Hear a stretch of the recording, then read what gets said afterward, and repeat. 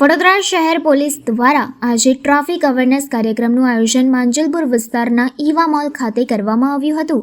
આ કાર્યક્રમમાં નાયબ પોલીસ કમિશનર ઝોન 3 અભિષેક ગુપ્તા, નાયબ પોલીસ કમિશનર ટ્રાફિક શાખા જ્યોતિ પટેલ, ઈવા મોલના સીઈઓ ભાવેશ પટેલ તેમજ વડોદરા શહેર ભાજપના મહામંત્રી અને ટ્રાફિક સલાહકાર સમિતિના સભ્ય સત્યેન કુલાબકર ખાસ ઉપસ્થિત રહ્યા હતા। આ કાર્યક્રમમાં બાળકોએ ટ્રાફિક અવેરનેસ અંગે નાટક ભજવ્યું હતું। ટ્રાફિકના નિયમોનું પાલન કરવા માટે હાજર સૌ લોકોને શપથ લેવડાવવામાં આવ્યા હતા। આ સાથે દેશભક્તિના ગીતોની સુરાવલી પણ આજના સ્વતંત્રતા પર્વ નિમિત્તે કાર્યક્રમમાં જોવા મળી હતી। મોટી સંખ્યામાં વડોદરાના નાગરિકોએ આ કાર્યક્રમમાં ઉત્સાહભેર રીતે ભાગ લઈને સ્વતંત્રતા પર્વ ઉજવ્યો હતો અને ટ્રાફિકના નિયમોના પાલન અંગેના શપથ લીધા હતા। આજે ઝોન 3 ગુપ્તા સાહેબ એ ખૂબ જ સુંદર એક કાર્યક્રમનું આયોજન કર્યું છે લોકોમાં ટ્રાફિક અવેરનેસ આવે એના માટે।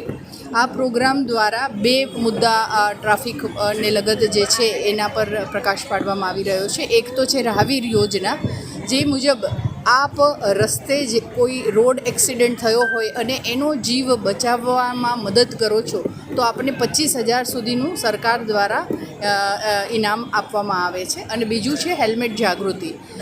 અમે અનુરોધ કરીએ છીએ કે તમામે ટુ વ્હીલર જ્યારે પણ ચલાવો ત્યારે હેલ્મેટ પહેરવું અને 15 સપ્ટેમ્બરથી હેલ્મેટ અમે ફરજિયાત કર્યું છે અને જો નહીં પહેરો તો એના એ વાહન ચાલકો વિરુદ્ધ કાર્યવાહી કરવામાં આવશે।